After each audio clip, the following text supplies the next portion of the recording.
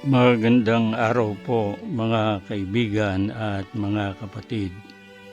Ito pong muli si Brother Ren na sa pangalan ng ating channel ay nagsasabing salamat po sa lahat ng mga sumubaybay sa ating mga nakaraang pagtalakay, lalo na po yung huli na tungkol po sa aral na pinaniniwalaan ng Iglesia ni Cristo 1914.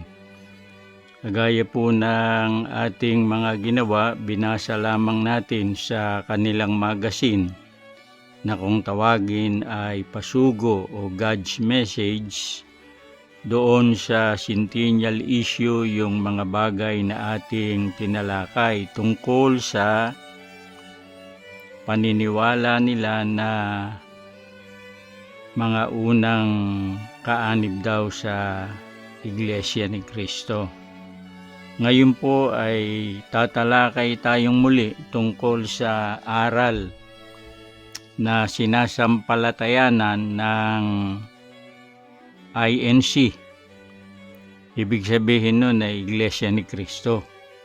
At ito po ay atin ding sisipiin sa kanilang pasugo na special issue, yung centennial issue, tungkol doon sa pinaniniwalaan nila na kahalagahan ng bahay-sambahan o yung house of worship na tinatawag. Babasahin natin dito sa kanilang magazine ang di umano ay importansya ng bahay-sambahan na kanilang mga ipinatatayo. Natural, mahalaga po yun para sa Iglesia ni Cristo, kaya nga sila patuloy na nagtatayo nito . Ito muna ang ating basahin, yung tungkol sa pagtatayo ng Iglesia ni Cristo ng mga bahay-sambahan bago natin tunguhin o sipiin o halawin yung nakasulat sa pasugo na kahalagahan ng bahay-sambahan. Ito po sa pahina 69, centennial issue ng pasugo. Ito muna ang pinaka intro ng ating pagtalakay. Sa makatwid ay yung unang paragraph nung tungkol sa kanilang mga bahay-sambahan. Ito po. Pagkatapos nating basahin, ililiwat natin sa Pilipino gaya ng dati. Despite the widespread economic recession affecting many people all over the world, the Iglesia ni Cristo or Church of Christ continues the great work of building and dedicating hundreds of houses of worship year after year. Ito po ay unang bahagi ng unang paragraph ng artikulong ito, page 69. Sa kabila ang wika ng malaganap na economic recession na ito po ay nararamdaman ng maraming mga tao sa buong daigdig. Kumbaga, ang ibig lang sabihin dito ay yung mahirap na pamumuhay ng mga tao. Widespread economic recession. Sa kabila nito ang wika, ang Iglesia ni Cristo or Church of Christ ay patuloy sa kanyang dakilang gawain na pagtatayo at paghahandog o pagdedicate ng daang mga bahay-sambahan bawat taon. Ibig lang sabihin dito sa intro ng INC, sa kabila ng paghihirap ng kabuhayan na nararamdaman at nakaaapekto sa maraming tao sa buong daigdig, ang Iglesia ni Cristo sa kabila niyan ay patuloy, hindi tumitigil sa dakilang gawain. Ano raw yung dakilang gawain na ginagawa ng INC? Yung pagtatayo, building, and dedicating, paghahandog ng daan-daang mga bahay-sambahan, houses of worship, year after year. Yan ang kanilang pasimula. Kaya nga ang topic natin tungkol sa kahalagahan ng mga bahay-sambahan na ipinatatayo ng Iglesia ni Cristo. Saan ba yung nakasulat na ating hinalaw, yung how important is the house of worship? Ito, page 69 din. But, ito, how important is the house of worship? Ayun, sabi nila, yun muna. Subalit, sa Pilipino, gaano kahalaga ang bahay-sambahan? Natural, para sa INC, napakahalaga niyan. Kaya nga, daan-daang bahay-sambahan daw ang ipinatatayo nila sa buong mundo yan mga kapatid. Kumbaga ay hindi sila nahahadlangan ng hirap ng pamumuhay sa buong daigdig. Sila'y patuloy sa dakilang gawaing pagtatayo, pag-construct ng mga bahay-sambahan or houses of worship. Natural nga, para sa ganang kanila, ganang INC, mahalaga yan. Kaya nga, ito ang tanong nila. How important is the house of worship? Sagot din ng pasugo. Di umano sa pasugo. Anong sagot nila dyan? Ito yung pinaka-tampok o yung pinaka-angat na halaga or importansya ng bahay-sambahang tinatayo ng INC. Ito, page 69 pa rin. Aside from this, it is also in the house of worship where God listens to the prayers offered by His servants. Ayan Kumbaga, ito ay isa sa angat na dahilan nila tampok Bakit daw sila nagtatayo ng mga bahay-sambahan? Gaano kahalaga ito? Ito ang sagot nila. Dito ang wika sa bahay-sambahan. Ang Diyos ay nakikinig sa mga panalangin ng kanyang mga lingkod. Huwag niyo kalilimutan, Pasugo INC yan, aral nila yan. Bakit sila nagtatayo ng daan-daang mga bahay-sambahan, hundreds and hundreds of houses of worship? Sapagkat ang Diyos ang wika ay nakikinig sa mga panalangin ng kanyang mga lingkod na ginawa sa bahay-sambahan. Nakikinig pala ang Diyos. Anong katunayan? Na yan ang kanilang pananampalataya. Matibay sila sa paniwalang na pinapakinggan ng kanilang panalangin. Basahin natin. Dito pa rin. According to the Bible, God is merciful and compassionate and is not only ready to listen, but also answers our prayers made inside the house of worship. Pansinin ninyo, ayon ng wika sa Biblia, ang Diyos ay maawain at mahabagin. Kaya hindi lamang niya pinapakinggan ang mga panalangin. Kasi binasa ko na yun nung una. Pinapakinggan. Ano pa?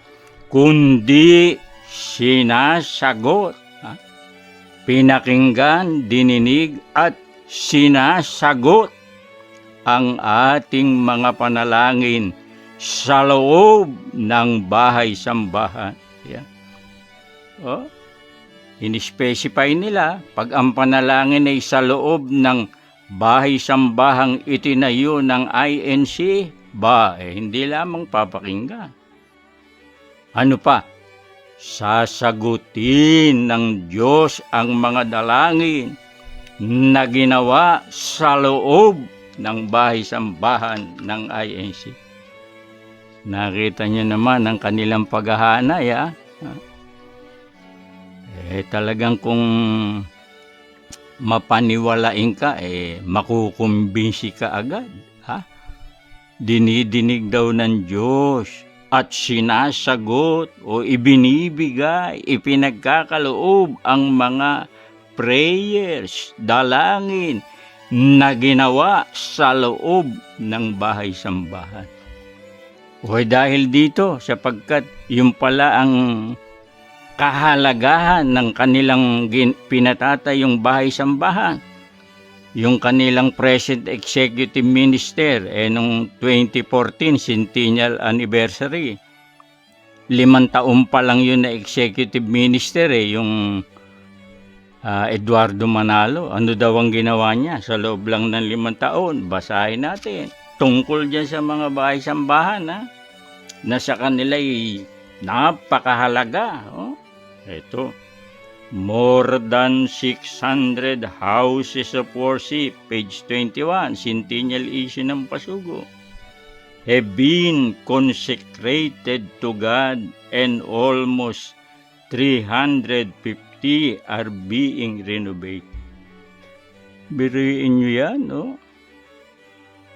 inihandog, kinonsagra sa Diyos ang mahigit na 600 bahay-sambahan at bukod dito ay 350 ang nire-renovate. Siyempre, nire-renovate, wear and tear. Medyo nagagasgasan, kumukupas ang pintura, nawawala yung kinang nung barnis o nung shellac. Kailangan ulitin yan. Kailangan pintahan uli, kailangan barnisan uli ng shellac. Sabi nga ni Mr. Apungal, shellac, makintab.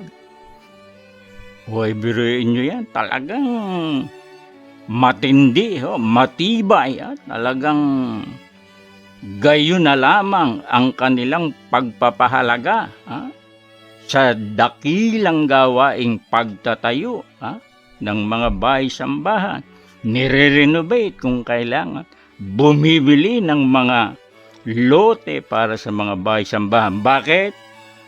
Dito ang wika, pagnanalangin, ang mga kaanib sa Iglesia ni Cristo, papakinggan ng Diyos. Papakinggan. Hindi lang papakinggan, sasagutin. Ibig sabihin, ibibigay yung hinihiling mong panalangin sa Diyos. Bakit? Ano ang dahilan? Sa bahay-sambahan ka nanalangin sa house of worship ka nanalangin. Kaya sa INC ay hindi hadlang yang milyong-milyong gastos sa bahay-sambahan. Angaw-angaw na piso. Ano ba yung angaw? Milyon, yun ang ibig sabihin nun. Pag sinabing angaw, milyon. Pag sinabing yuta, 1,000. Dito meron akong narinig na paliwanag dun sa INC. Yung 900-seater daw, 72 million. Kaya yung kanilang bahay-sambahan diyan sa Capitol na 3,000 ang seating capacity, mahigit 200 million pesos yan. Angaw-angaw na piso. Hindi yun hadlang sa kanila. Kahit naghihirap ang buong mundo, Hindi sila napipigilan. Continuous, tuloy-tuloy ang pagtatayo ng mga bahay-sambahan sapagkat ayon sa kanila, dinirinig ng Diyos at sinasagot ang panalangin na ginagawa ng mga kaanib sa Iglesia ni Cristo 1914 diyan sa kanilang mga bahay-sambahan. O ano ang komento mo dyan, brother Ren? Pati ba naman yan, magkukomento ka? Meron tayong komento at puna, magre-react tayo dyan. Hindi ba, mga kapatid? Anong reaksyon natin dyan?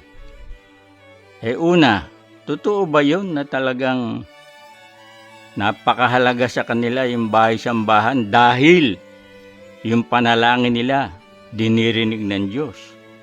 At yung panalangin nila, prayers nila, sinasagot ng Diyos. Binibigay, pinagkakaloob. Parang may duda ho ako dyan . Hindi ako kumbinsido sa kanilang paliwanag na yan . Na doon sa bahay-sambahan, na ginastusan nila ng milyong-milyon, angaw-angaw na piso. Dinirinig na Diyos ang panalangin nila ron at sinasagot . Bakit duda ka pa dyan, brother Ren? Eto, hindi ba, itong kanilang centennial issue ng pasugo dahil sa centennial anniversary nila, ika-100 taon ng INC sa Pilipinas. Natural, magpapasalamat sila sa Diyos sa kanilang sinasabing pagsapit sa ika-100 taon ng INC. Kasi 1914, tapos 2014, 100 years nga naman. Paano ba sila nagpasalamat sa Diyos dyan? Nagawa po sila ng special worship service. Ano yun? Special worship service. Ibig sabihin, hindi yung, kasi ang regular nilang service, worship service, Linggo, Huwebes, minsan Miyerkules, minsan Sabado. Ito special, tanging pagsamba bilang pagpapasalamat sa 100 years, centennial anniversary ng Iglesia ni Cristo sa Pilipinas.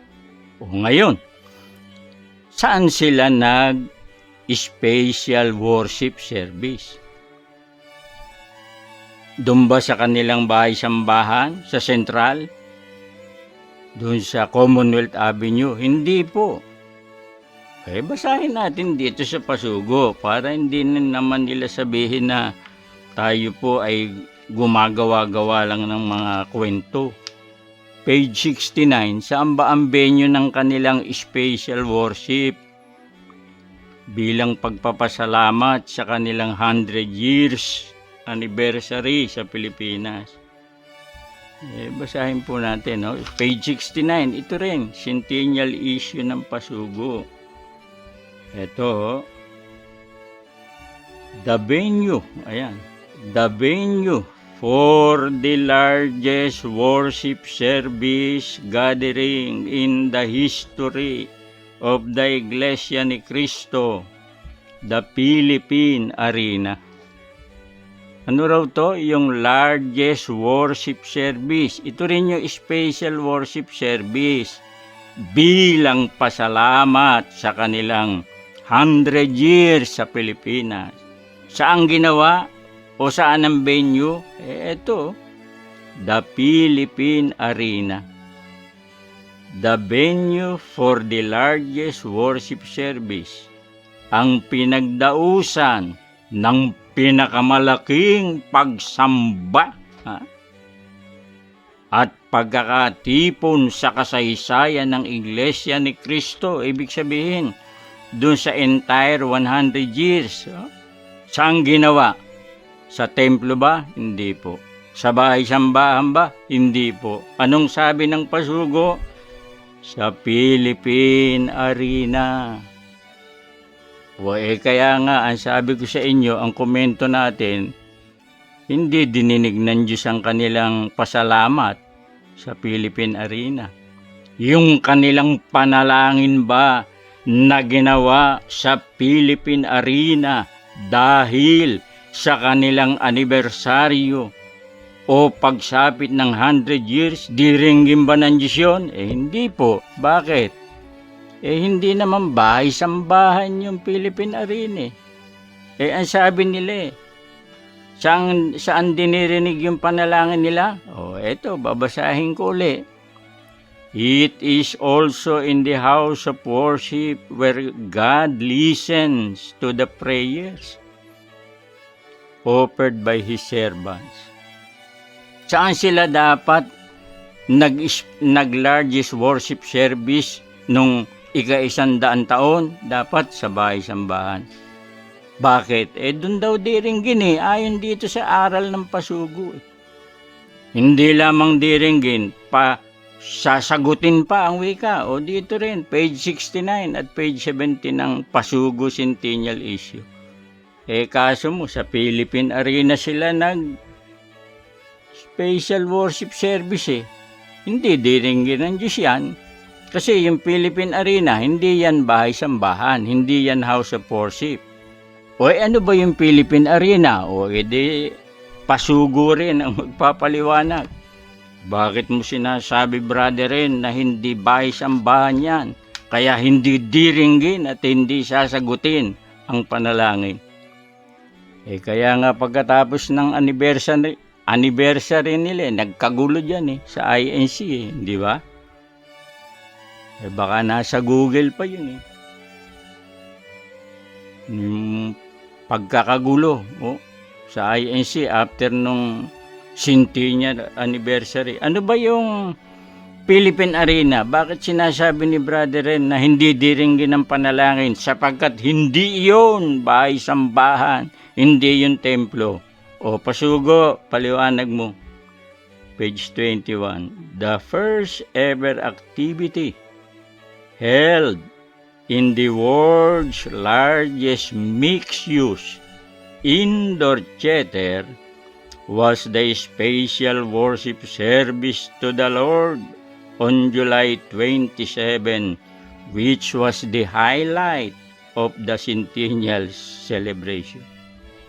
Ano raw yung Philippine Arena? Mixed-use indoor theater? Kung mixed-use indoor theater? Doon nga nila ginawa yung special worship service noong July 27, 2014. Bakit? Kasi nga 100 years anniversary nila. Liwanag, Philippine Arena, teatro pala to hindi ito bahay-sambahan. Iba yung Philippine Arena na teatro, theater. Kaya nga arena dun sa house of worship o sa templo ng INC. Ang sabi nila maliwanag sa house of worship, didinggin ang panalangin ng mga lingkod ng Diyos. Sa house of worship, sasagutin ang mga dalangin. Dapat, hindi dito kayo sa Philippine Arena nag-special worship service noong July 27, 2014. Kasi dito sa Philippine Arena, naka-unplug. Unplug kayo sa Diyos, hindi diringgin ang dalangin nyo. Bakit? Kayo rin ang nagkanulo sa inyo dahil sa aral nyo na sa bahay-sambahan ginagawa ninyong panalangin diringgin. Kaya nga sabi ninyo daan-daang bahay-sambahan ang ginagawa. Sapagkat doon dinirinig ang panalangin nyo sa inyong pagsamba at doon sinasagot. Nag-Philippine Arena kayo Ano to? Teatro to mixed use. Anong ibig sabihin ng mixed use? Pwede basketball dito. Diba? Dito rin nag-ASEAN. Yung sa ASEAN, yung games. Pwede rin dito rally ng mga politiko. Dito nga nagpamigay ng mga chipis Yung nagraling politikong mga naka-red tapos Yung unang-unang concert dito, hindi nga sinipot ni Brown eh. Kasi nga ito theater to eh. Hindi naman to bahay-sambahan eh. Kaya problema nyo yan. Paano nyo i-reconcile yung Philippine Arena na hindi naman house of worship, hindi naman bahay-sambahan, diyan kayo nanalangin ng nanalangin, naka-unplug kayo. Kasi para kayo ay naka-plug, granting arguendo, dapat doon kayo sa inyong bahay-sambahan. Blunder of the century ang ginawa ninyo eh. Baka naman sabihin, hindi, yun namang ibang mga kapatid na nasa kapilya, nasa kapilya nga, pero anong dapat nating malaman?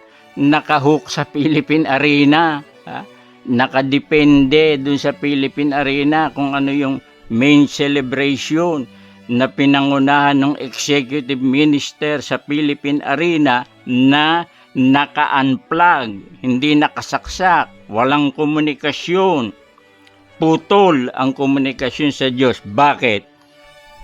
Sagot ng INC kasi yung Philippine Arena hindi bahay-sambahan, sabi ng INC page 21. Ang panalangin nila diringgin page 69 sa House of Worship. Same pasugo. Magkakontra. Hindi ako may gawa niyan. Itong mga INC ang may gawa niyan, yung mga sumusulat. Sana pinag-iisipan muna nilang mabuti. Anong katunayan? Yung sinasabi ko sa inyo, nakahook sila.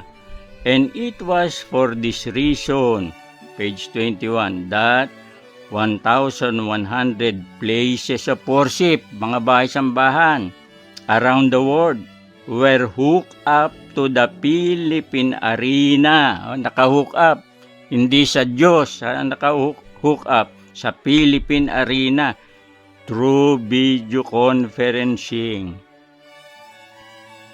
Kung naka-hook kayo sa templo, granting arguendo nga, na dinirinig yung panalangin ninyo sa templo, medyo may konti pa kayong katwiran. Ang linaw sa Philippine Arena, sa mixed use, indoor theater kayo sa teatro kayo, sa arena kayo nagdadasal panalangin prayers na hindi diringgin ng Diyos. Bakit? Hindi kasi yan house of worship Sinong may sabi niyan? Pasugo. Ang panalangin, diringgin sa house of worship. Ang panalangin, sasagutin sa house of worship. Pasugo, page 69. Pagkatapos, nag-special worship service, largest worship service in the history. Ibig sabihin, in the 100 years history of the existence of the Iglesia ni Cristo, gumawa sila ng blunder of the century. Nagsamba sila sa arena at hindi sa templo o bahay-sambahan, kaya po naka-unplug, hindi dininig ng Diyos ang panalangin.